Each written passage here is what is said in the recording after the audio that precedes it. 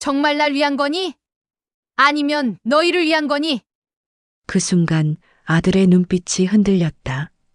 그 질문 하나에 내 인생 전부가 담겨 있었는지도 모른다. 나는 언제부터 가족에게 짐이 되었을까? 꿈을 포기했던 시간이 잘못된 선택이었을까? 아니면 사랑이었을까? 그림을 그릴 때만 나는 나였는데 그 사실을 왜 아무도 알아주지 않았을까?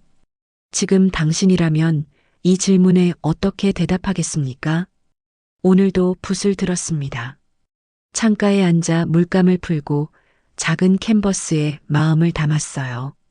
저는 이혜원이라고 합니다. 올해 67. 한때는 유망한 미술대학생이었지만 지금은 그저 민석이 엄마로 살고 있습니다. 창문 너머로 보이는 도시의 풍경이 시시각각 변하는 빛을 담고 있었어요. 고급 아파트 20층에서 바라본 세상은 항상 멀게만 느껴졌습니다. 이것도 그림이라고! 작은 작업실에서 들려온 며느리 지아의 목소리에 순간 붓질이 멈췄어요. 문이 살짝 열려 있어 그 말이 제 귀에 똑똑히 들렸습니다. 마음이 쿵 내려앉았어요. 어머니께서 또 낙서하고 계시네. 지아의 말에 민석이 피식 웃는 소리가 들렸습니다. 아들의 그 웃음소리가 화살처럼 가슴을 파고들었어요. 작업실이라고 해봐야 작은 다용도실을 개조한 공간이었어요. 남편 준호가 살아있을 때 만들어준 유일한 나만의 공간이었죠. 준호는 늘 말했습니다. 당신 그림은 특별해. 언젠가 모두가 알게 될 거야. 그 말을 떠올리니 갑자기 눈시울이 뜨거워졌어요. 준호가 떠난 지 이제 1년이 지났습니다. 갑작스러운 심장마비였어요. 그 후로 이 집에서 저는 점점 투명인간이 되어가고 있었습니다. 붓을 내려놓고 깊게 한숨을 내쉬었어요. 젊은 시절 저는 꿈이 있었습니다. 캔버스 위에 제 세상을 그리던 열정 넘치는 미술대학생이었죠. 교수님들은 제 재능을 칭찬했고 미래가 창창했습니다. 그러다 준호를 만났어요. 사랑에 빠졌고 결혼했습니다. 민석이 태어났고 가정을 꾸리는데 모든 에너지를 쏟았죠. 그림은 점점 뒷전이 되었어요. 가끔 그리는 취미로 남았을 뿐. 어머니, 식사 준비됐어요. 지아의 냉랭한 목소리에 정신이 돌아왔습니다. 깊은 생각에 빠져 있었네요. 그래, 금방 갈게. 목소리가 떨리지 않게 최대한 밝게 대답했습니다. 거울을 보니 눈가에 주름이 깊게 팬 얼굴이 보였어요. 한때는 빛나던 눈동자가 이제는 흐릿해진 것 같았습니다. 식탁에 앉자 민석과 지아는 각자 휴대폰만 보고 있었어요. 아무도 제게 말을 걸지 않았습니다. 그저 밥을 떠서 입에 넣었어요. 입안이 마르고 목이 메어 음식이 잘 넘어가지 않았습니다. 내일 중요한 손님들이 올 거예요, 어머니. 지아가 마침내 입을 열었습니다. 그녀의 목소리는 항상 차갑고 사무적이었어요. 민석 오빠의 새 사업 파트너들이에요. 저녁 식사를 여기서 하기로 했어요. 아, 그래? 내가 뭐 도울 일 있을까? 반가운 마음에 물었습니다. 뭐라도 도움이 되고 싶었어요. 괜찮아요. 다 준비했으니까요. 그냥 어머니는 지아가 민석을 힐끗 쳐다봤습니다. 민석이 휴대폰에서 고개를 들고 말했어요. 어머니, 내일은 작업실에 계세요. 손님들이 오면 좀 불편할 수 있으니까요. 순간 가슴이 조여들었습니다. 숨을 쉬기가 힘들었어요. 그렇구나 알았어. 억지로 미소를 지었습니다. 목소리가 떨리지 않게 최대한 노력했어요. 민석은 다시 휴대폰으로 시선을 돌렸고 지아는 차가운 미소를 지었습니다. 식사를 마친 후 설거지를 하려 했지만 지아가 막았어요. 그냥 두세요. 청소 아줌마가 내일 오니까. 마치 제가 설거지도 제대로 못할 것처럼 말하는 그 어조에 가슴이 아팠습니다. 하지만 아무 말도 하지 않았어요. 그저 고개를 끄덕이고 제 방으로 돌아왔습니다. 침대에 앉아 창밖을 바라봤어요. 서울의 밤은 항상 밝았습니다. 하지만 제 마음은 어두웠어요. 준호가 살아있을 때는 이런 적이 없었습니다. 준호는 항상 제 편이었고 제 그림을 사랑했죠. 혜원 씨, 당신의 붓터치는 마법 같아. 준호의 목소리가 귓가에 울리는 것 같았습니다. 눈물이 볼을 타고 흘러내렸어요. 다음 날 작업실에 있으라는 민석의 말대로 하루를 보냈습니다. 하지만 문득 생각이 들었어요. 내가 그려놓은 작은 그림 하나를 손님들께 선물하면 어떨까? 민석의 사업에 도움이 될지도 모르잖아요. 제가 최근에 그린 작은 풍경화를 골랐습니다. 가을 단풍이 아름답게 물든 산의 모습이었어요. 액자에 넣고 조심스럽게 포장했습니다. 마음이 설렜어요.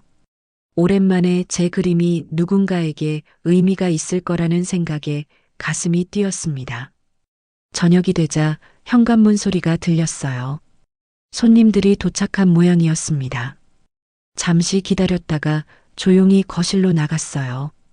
민석과 지아, 그리고 4명의 손님들이 와인을 마시며 대화를 나누고 있었습니다. 안녕하세요. 조심스럽게 인사했어요.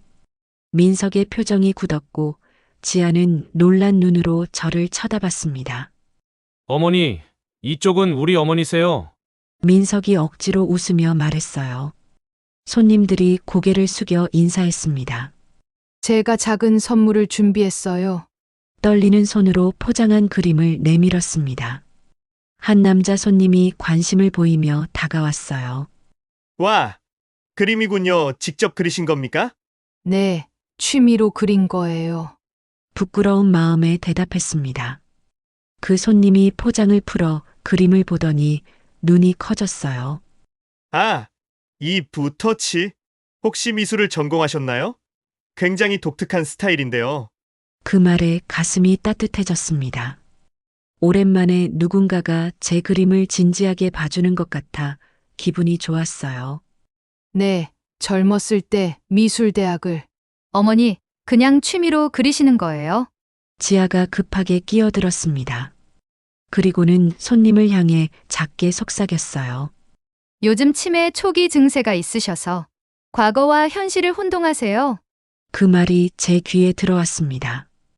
온몸에 피가 얼어붙는 것 같았어요. 숨이 막혔습니다. 지아가 제게 그런 말을 할 줄은 꿈에도 몰랐어요. 눈물이 차올랐지만 애써 참았습니다. 아무 말도 할 수 없었어요. 그저 고개를 숙이고 죄송합니다라고 말한 뒤 작업실로 돌아왔습니다. 문을 닫자마자 무릎이 꺾였어요. 바닥에 주저앉아 흐느꼈습니다. 가슴이 찢어지는 것 같았어요. 치매라니, 내가 그런 사람으로 보였던 걸까요? 창문 너머로 밤하늘을 바라봤습니다. 별 하나 보이지 않는 도시의 밤이었어요. 마치 제 인생처럼요. 한때는 빛나던 별들이 이제는 모두 사라진 것 같았습니다. 붓을 집어들었어요. 손이 떨렸지만 캔버스에 색을 입히기 시작했습니다. 그림 속에서만큼은 제가 여전히 이혜원이었으니까요. 유망했던 미술대학생이자 열정 넘치던 예술가였던 그 이혜원이 붓질을 하는 동안 민석과 지아의 웃음소리, 손님들의 대화 소리가 들려왔어요. 그 소리들이 점점 멀어지는 것 같았습니다. 마치 제가 이 집에서, 이 가족에서 점점 멀어지고 있는 것처럼요.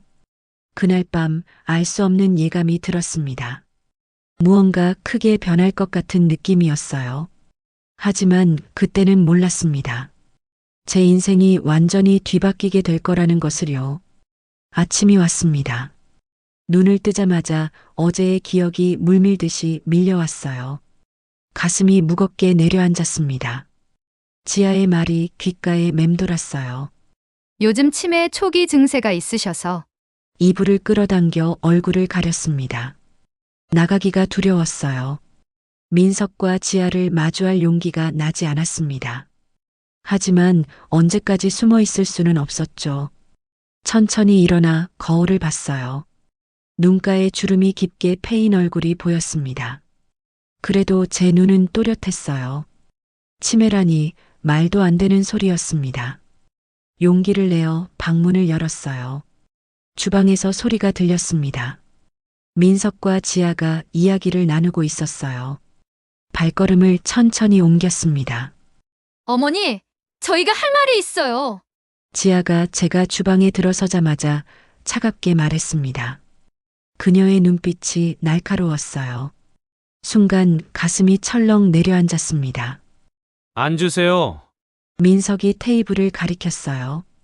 의자에 앉자 두 사람이 저를 내려다봤습니다. 마치 재판장 앞에 선 죄인이 된 기분이었어요. 어제 일로 정말 죄송해요.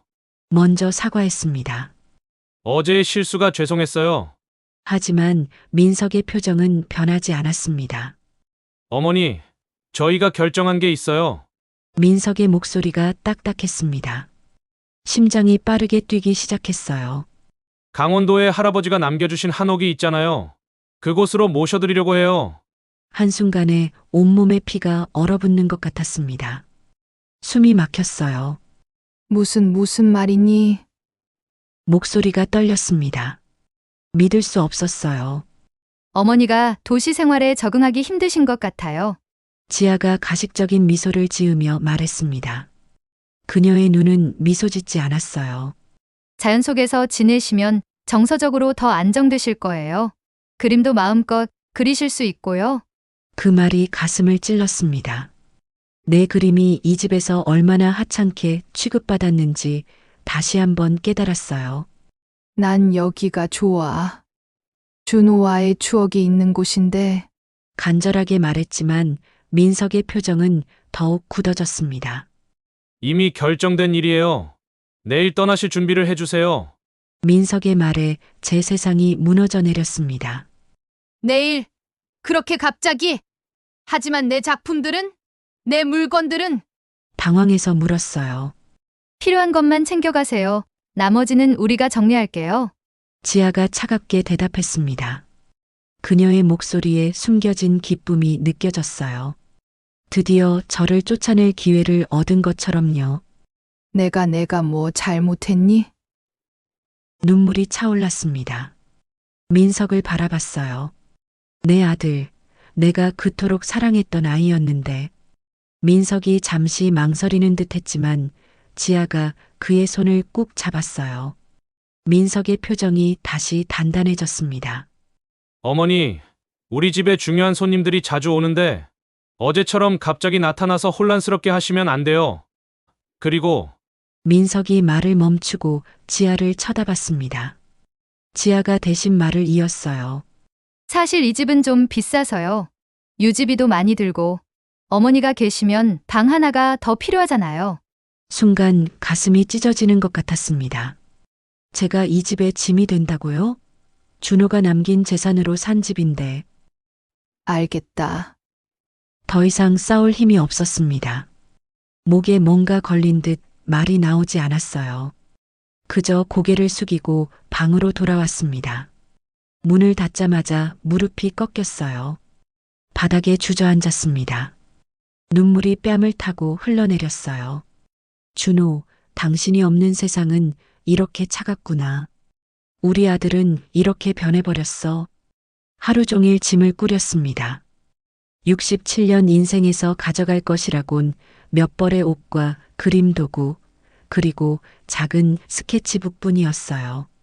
벽에 걸린 준호와의 사진을 보며 한참을 울었습니다. 내일 아침 7시에 출발해요. 저녁 무렵 민석이 문을 열고 말했어요. 그의 목소리에는 감정이 없었습니다. 마치 타인에게 말하는 것 같았어요. 운전기사가 모셔다 드릴 거예요. 한옥은 깨끗이 청소해놨으니 걱정 마세요. 대답하지 않았습니다. 민석이 잠시 망설이다 말했어요. 어머니, 이게 다 어머니를 위한 거예요. 도시는 너무 복잡하잖아요. 그 말에 고개를 들었습니다. 민석의 눈을 똑바로 쳐다봤어요. 정말 날 위한 거니? 아니면 너희를 위한 거니? 제 목소리가 떨렸지만 단호했습니다. 민석의 얼굴이 굳었어요. 아무 말 없이 문을 닫고 나갔습니다. 창밖으로 서울의 밤 풍경을 바라봤어요. 이것이 마지막 밤이구나. 가슴이 아팠습니다. 준호와의 추억이 깃든 이 집을 떠나야 한다니. 잠들지 못했어요. 밤새 천장만 바라봤습니다. 아침이 밝아오자 현관문 소리가 들렸어요. 기사가 온 모양이었습니다. 짐가방 하나를 들고 현관으로 나갔어요. 민석과 지아가 이미 깨어나 있었습니다. 지아는 어색한 미소를 지었어요. 조심히 내려가세요. 어머니, 한 달에 한 번은 찾아뵐게요. 그 말이 얼마나 가식적으로 들렸는지 모릅니다. 민석은 고개만 숙여 인사했어요. 내 아들의 얼굴에서 죄책감을 찾아볼 수 없었습니다.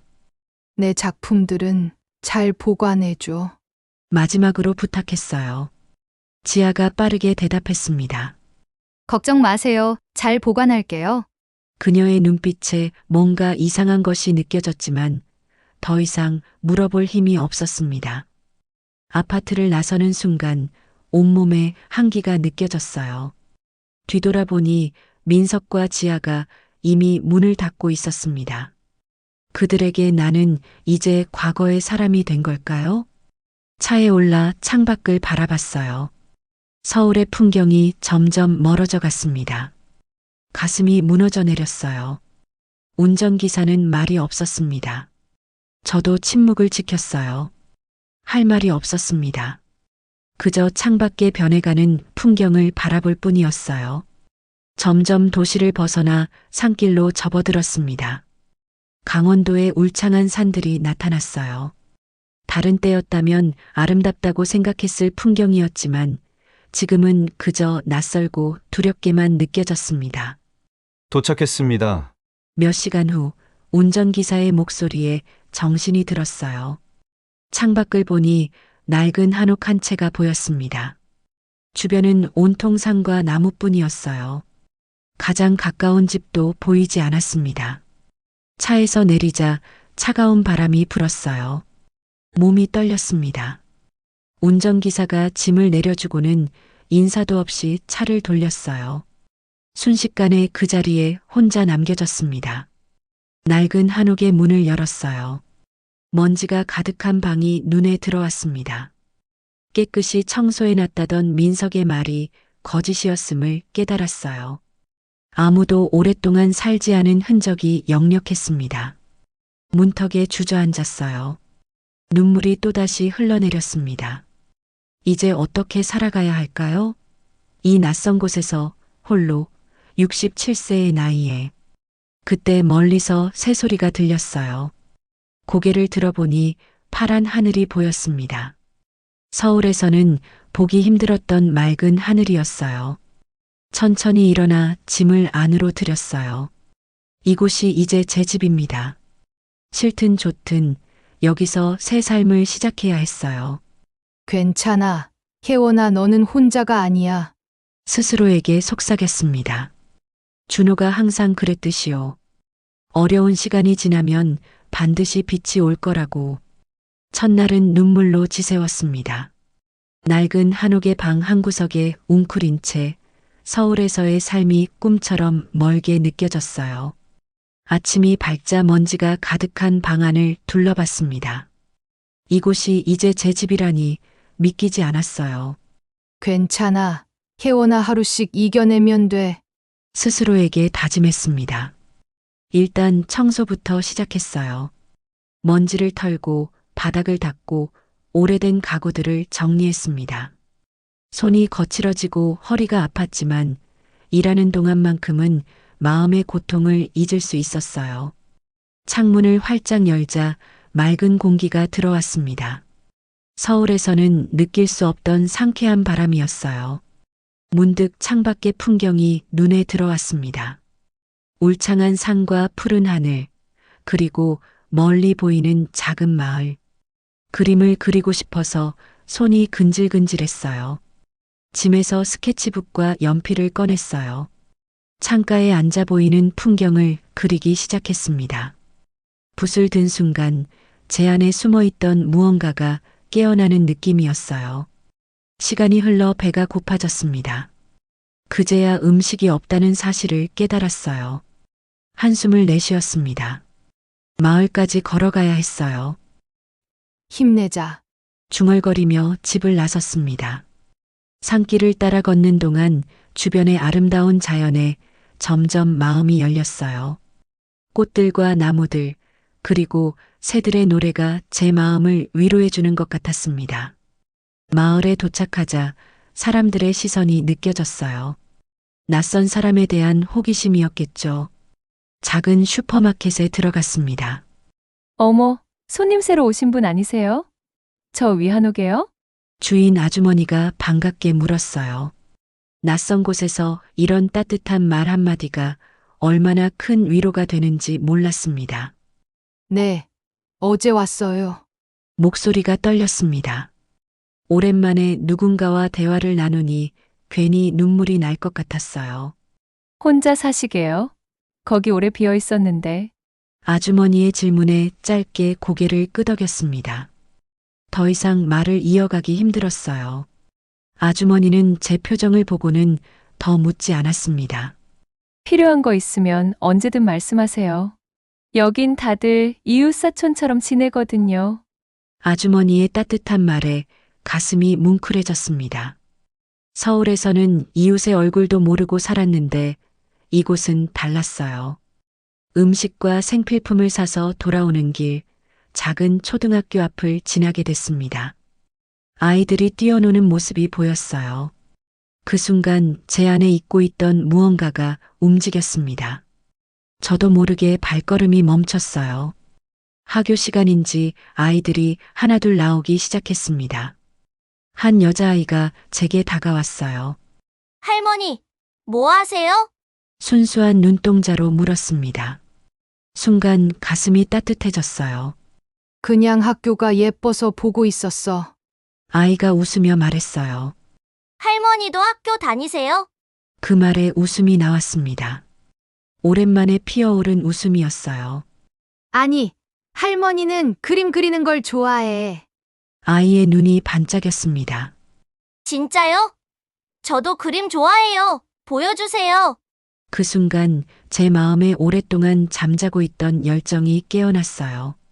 아이의 순수한 호기심이 제게 새로운 힘을 주었습니다. 다음에 그림 그려오면 보여줄게. 약속했어요. 아이가 환하게 웃었습니다. 그 웃음이 제 마음속 어둠을 조금씩 밀어내는 것 같았어요. 집으로 돌아와 저녁을 먹은 후 스케치북을 펼쳤습니다. 오늘 본 마을과 학교, 그리고 그 아이의 밝은 웃음을 그렸어요. 손가락이 아프도록 그렸습니다. 제 안에 묻어두었던 열정이 폭발하는 것 같았어요.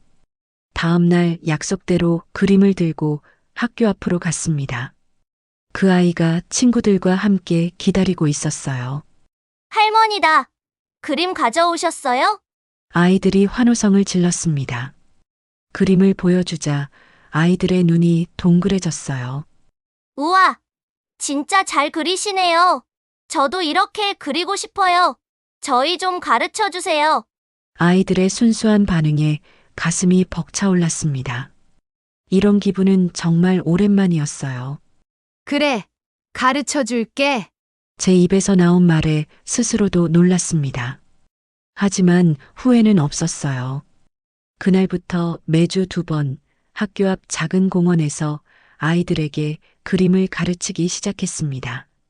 시간이 흐르면서 마을 사람들과도 가까워졌어요.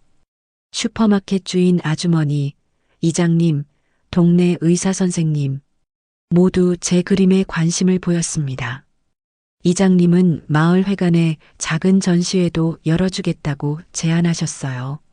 예원 선생님, 그림은 색다른 느낌이 있어요.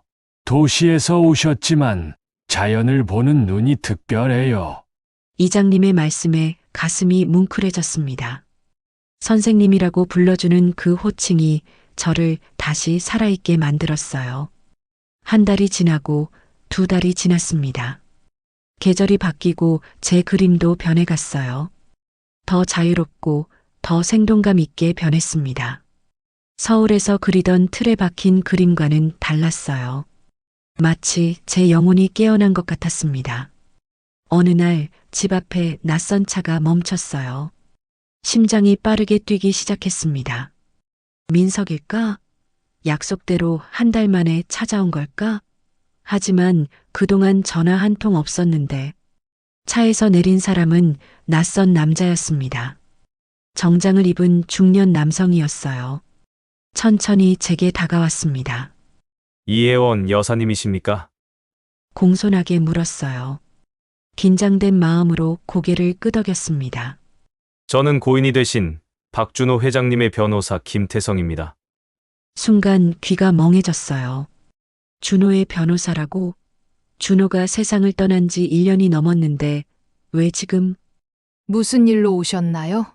떨리는 목소리로 물었습니다. 태성의 표정이 무거웠어요. 중요한 이야기가 있습니다. 안으로 들어가도 될까요? 고개를 끄덕였습니다. 불길한 예감이 들었어요. 하지만 동시에 호기심도 일었습니다. 준호와 관련된 어떤 비밀이 있는 걸까? 태성이 서류 가방을 열고 두꺼운 서류 뭉치를 꺼냈습니다. 그리고 한 장의 사진을 내밀었어요. 제 젊은 시절 그림이었습니다. 미술대학 시절 그렸던 작품이었어요. 이 그림을 기억하십니까? 태성이 물었습니다. 고개를 끄덕였어요. 어떻게 그가 이 그림을 가지고 있는 걸까? 여사님, 제가 오늘 온 이유는 태성의 목소리가 무거웠습니다. 박준호 회장님이 남기신 진실과 민석 씨가 저지른 일들 때문입니다. 그 말에 온몸에 전율이 흘렀습니다. 뭔가 엄청난 비밀이 밝혀질 것 같은 예감이 들었어요. 차 한 잔 드릴까요? 떨리는 손으로 태성에게 물었습니다. 그가 고개를 끄덕였어요. 뭔가 큰 이야기가 있다는 느낌에 가슴이 쿵쿵 뛰었습니다. 부엌으로 가서 녹차를 준비했어요. 그 사이에도 머릿속은 복잡했습니다. 준호와 관련된 어떤 비밀이 있는 걸까? 민석은 무슨 일을 저질렀다는 거지? 차를 들고 돌아와 태성 앞에 앉았어요. 그는 테이블 위에 서류들을 펼쳐놓고 있었습니다. 사진, 서류, 계약서. 복잡해 보였어요. 여사님, 먼저 이 이야기를 지금까지 못 전해드린 점 사과드립니다. 태성이 진지한 표정으로 말했어요. 그의 눈에는 미안함이 가득했습니다. 준호 회장님의 유언에 따라 1년간 기다려야 했습니다. 그리고 민석 씨의 행동을 지켜봐야 했죠. 순간 등줄기로 한기가 흘렀어요.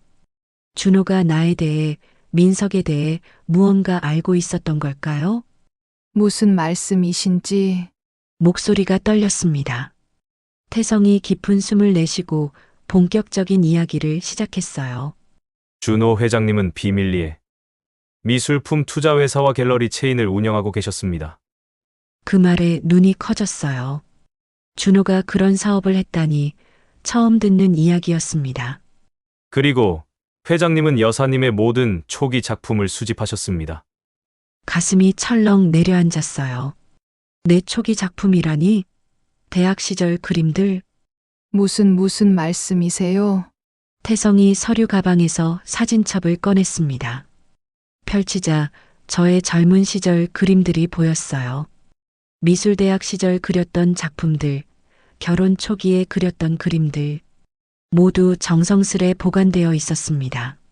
준호 회장님은 여사님의 재능을 항상 믿으셨어요. 여사님이 그림을 포기한 후에도 모든 작품을 모으고 보존하셨습니다. 눈물이 왈칵 쏟아졌어요. 준호가 내 그림을 그렇게 소중히 여겼다니 가슴이 뜨거워졌습니다. 하지만 그게 민석과 무슨 관련이? 태성의 표정이 어두워졌어요. 그가 다른 서류를 내밀었습니다. 회장님 사망 후 민석 씨는 이 사업의 존재를 알게 됐습니다. 그리고 태성이 잠시 망설이더니 무거운 목소리로 말을 이었어요. 민석 씨와 그의 아내는 여사님의 작품을 유명 작가의 것으로 속여 판매하기 시작했습니다. 순간 귀가 멍해졌어요. 믿을 수 없는 말이었습니다. 내 아들이 내 그림을 그게 무슨 말도 안 되는. 하지만 태성이 증거를 보여주었어요. 작품 감정서, 판매 내역, 그리고 위조된 서명들. 모든 것이 사실이었습니다. 그뿐만이 아닙니다. 지아 씨는 여사님의 스케치를 도용해 자신의 디자인 사업에 활용했습니다. 이 티셔츠, 가방 디자인 모두 여사님의 작품입니다. 태성이 보여준 사진에는 제 스케치가 그대로 옮겨진 상품들이 있었어요. 지하의 브랜드 이름으로 판매되고 있었습니다.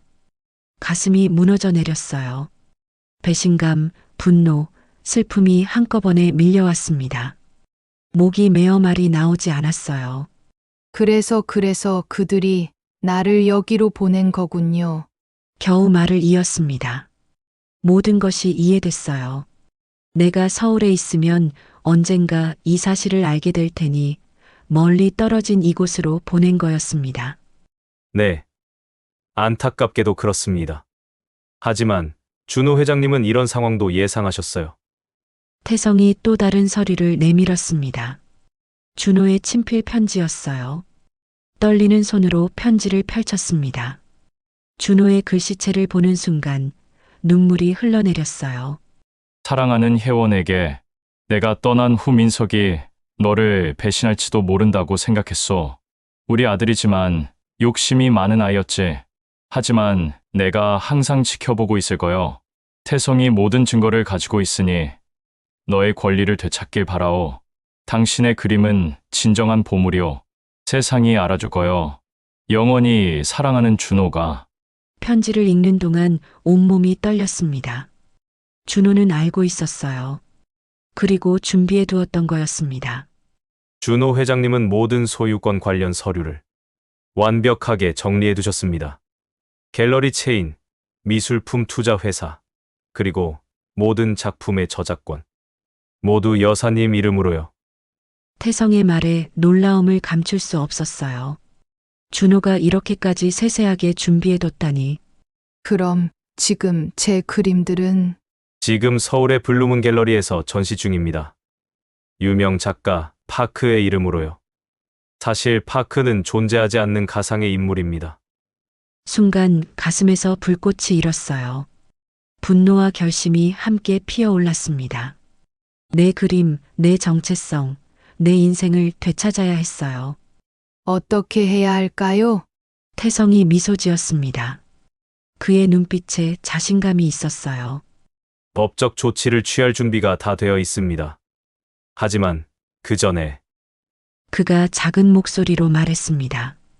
여사님의 새 작품이 필요합니다. 여사님만의 독특한 화풍을 보여줄 수 있는 최근작이요. 그 말에 가슴이 뛰었어요. 지난 몇 달간 이곳에서 그린 그림들이 떠올랐습니다. 마을, 아이들, 상가들. 서울에서 그리던 것과는 완전히 다른 그림들이었어요. 있어요. 제 진짜 그림이. 자신감 있게 대답했습니다. 방 한쪽에 세워둔 캔버스들을 가리켰어요. 태성이 그림들을 하나씩 살펴보더니 감탄했습니다. 이건 정말 놀랍습니다. 전에 그리시던 스타일과는 완전히 달라요. 더 자유롭고 더 강렬하고. 태성의 반응에 자부심이 느껴졌어요. 맞아요. 이것이 진짜 내 그림이었습니다.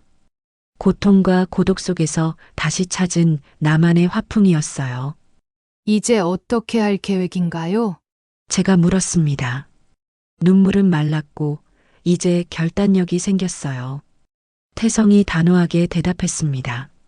서울로 돌아가시죠. 민석 씨와 지아 씨가 저지른 일을 바로잡고 여사님의 작품을 세상에 알릴 때입니다. 고개를 끄덕였어요. 이제 더 이상 숨지 않을 거예요. 내 이름으로 내 그림을 세상에 보여줄 시간이었습니다. 준비할 시간을 주세요. 마지막 작품 하나만 더 완성하고 싶어요. 태성이 이해한다는 듯 미소 지었습니다. 그가 떠난 후 가장 큰 캔버스를 꺼냈어요.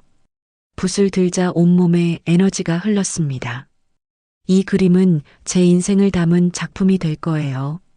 젊은 시절의 꿈, 결혼과 가족, 배신과 상처, 그리고 다시 찾은 자유와 열정까지 모든 것을 담아낼 거였습니다. 붓이 캔버스 위를 춤추듯 움직였어요. 색이 어우러지고 선이 만나고 형태가 생겨났습니다. 제 영혼이 그림 속으로 흘러들어가는 느낌이었어요. 혜원아, 이제 내 차례야. 준호의 목소리가 귓가에 들리는 것 같았습니다. 미소를 지었어요. 맞아요. 이제 내 차례였습니다. 나의 진정한 부활이 시작되는 순간이었어요. 법정에 들어서는 순간 온몸에 전율이 흘렀습니다. 오늘은 제 인생에서 가장 중요한 날이었어요. 태성이 옆에서 제 팔을 살짝 잡아주었습니다. 긴장하지 마세요. 모든 증거가 여사님 편입니다. 고개를 끄덕였어요. 하지만 가슴은 여전히 쿵쿵 뛰고 있었습니다. 맞은편에 민석과 지아가 앉아있는 모습이 보였어요. 민석은 창백한 얼굴로 고개를 숙이고 있었고 지아는 차가운 눈빛으로 저를 노려보고 있었습니다. 재판이 시작되었어요. 태성이 준호가 준비해둔 모든 증거를 제출했습니다. 제 초기 작품들의 소유권 서류, 민석과 지아가 위조한 문서들, 표절한 디자인의 증거, 모든 것이 완벽했어요. 이혜원 여사님, 증언대로 나와주시겠습니까? 판사님의 요청에 천천히 일어났습니다. 다리가 후들거렸지만 용기를 내어 증언대로 향했어요. 그 순간 민석과 눈이 마주쳤습니다. 아들의 눈에 두려움이 가득했어요. 가슴이 아팠지만 이제 진실을 말할 시간이었습니다. 여사님, 본인의 작품이 맞습니까? 검사가 제 그림들을 스크린에 보여주며 물었어요. 네, 모두 제가 그린 작품들입니다. 미술대학 시절부터 결혼 후까지 그린 그림들이에요. 목소리가 흔들렸지만 또렷하게 말했습니다. 그리고 최근에 강원도에서 그린 작품들도 함께 보여달라고 요청했어요. 이 작품들은 제가 최근에 그린 것들입니다. 제 화풍이 어떻게 발전했는지 보여주는 증거예요. 법정 안의 사람들이 작품을 보고 감탄하는 소리가 들렸습니다. 제 가슴이 뿌듯함으로 채워졌어요. 민석 씨와 지아 씨가 이 작품들을 도용했다는 증거가 있습니까? 태성이 일어나 계약서와 이메일, 은행 거래 내역을 보여주었습니다. 모든 것이 명백했어요. 민석과 지아는 더 이상 도망칠 곳이 없었습니다. 재판은 예상보다 빨리 끝났어요. 모든 증거가 완벽했기 때문이었죠. 판사님은 민석과 지아에게 유죄를 선고했습니다. 작품 사기와 횡령 혐의로 민석에게 징역형이, 지아에게는 표절 혐의로 벌금형이 내려졌어요. 법정을 나서는 순간 기자들이 몰려왔습니다. 카메라 플래시가 번쩍였어요. 제 이름이 불려지는 소리가 들렸습니다. 이혜원 작가님, 67세의 진짜 정체가 밝혀진 느낌이 어떠세요? 앞으로의 계획은 무엇인가요? 아들에 대한 감정은 어떠신가요? 마지막 질문에 발걸음을 멈췄습니다. 아들에 대한 감정. 복잡했어요. 배신과 분노, 그리고 여전히 남아있는 사랑. 저는 아들을 용서할 준비가 되어 있습니다. 제 입에서 나온 말에 스스로도 놀랐어요. 하지만 진심이었습니다. 미움으로 남은 인생을 살고 싶지 않았어요. 다만 진정한 반성이 필요합니다. 그리고 그 후에 우리는 다시 시작할 수 있을 거예요. 기자들이 더 많은 질문을 쏟아냈지만 태성이 저를 안내의 차로 이동했어요. 차 안에서 깊은 숨을 내쉬었습니다. 이제 정말 끝났구나. 모든 것이 제자리를 찾았어요. 이제 어떻게 하실 계획인가요? 태성이 물었습니다. 잠시 창밖을 바라보다 답했어요. 강원도로 돌아갈 거예요.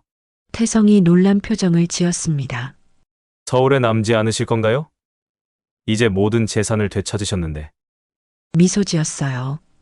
제 마음은 이미 결정되어 있었습니다. 그 한옥이 이제는 저에게 소중한 곳이 되었어요. 거기서 제 두 번째 인생이 시작됐으니까요. 한 달 후 강원도 한옥은 완전히 새로운 모습으로 변했습니다.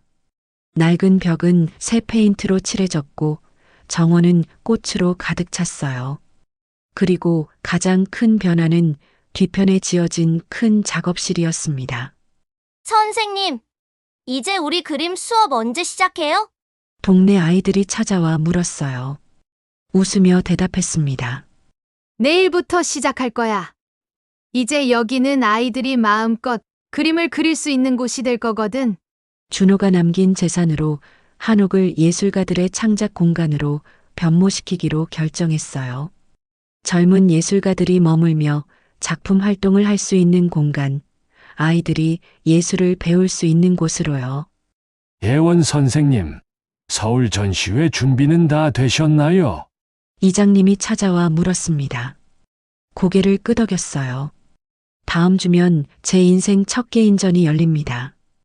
68세에 맞이하는 첫 전시회라니 믿기지 않았어요.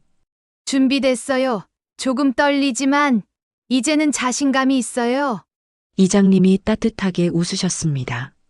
우리 마을이 자랑스럽습니다. 이제 여기가 예술의 마을로 불리게 될 테니까요. 그 말에 가슴이 따뜻해졌어요. 저를 내쫓은 서울이 아닌 이곳에서 새로운 삶을 찾게 될 줄은 몰랐습니다. 그날 밤 개인전에 전시될 마지막 작품을 완성했어요. 제 인생을 담은 대형 캔버스였습니다. 강렬한 색채와 자유로운 선, 깊은 감정이 담긴 작품이었어요. 작품 제목은 잊혀진 팔레트의 부활로 정했습니다. 한때 잊혀졌던 제 열정과 재능이 다시 살아난 것을 의미하는 제목이었어요. 전시회 개막일 갤러리는 사람들로 가득 찼습니다. 미술계 인사들, 기자들, 그리고 마을 주민들까지 모두가 제 그림을 보러 왔어요. 어머니! 익숙한 목소리에 돌아봤습니다. 민석이었어요. 가석방으로 나온 모양이었습니다. 그의 얼굴은 많이 야위어 있었고 눈에는 진심 어린 후회가 담겨 있었어요. 와줘서 고마워. 짧게 말했습니다. 아직 모든 것을 용서한 건 아니었지만 새로운 시작을 위한 첫걸음이었어요. 어머니, 그림이 정말 대단해요. 아버지가 항상 말씀하신 게 맞았어요. 민석의 목소리가 떨렸습니다. 그의 눈에 눈물이 고였어요. 정말 죄송해요. 제가 어떻게 그런 짓을. 손을 들어 그의 말을 막았습니다. 오늘은 슬픈 이야기는 그만하자. 이제 우리 앞으로 나아갈 시간이야. 그날 저녁 신진예술가 지원 문화재단의 설립을 공식 발표했어요.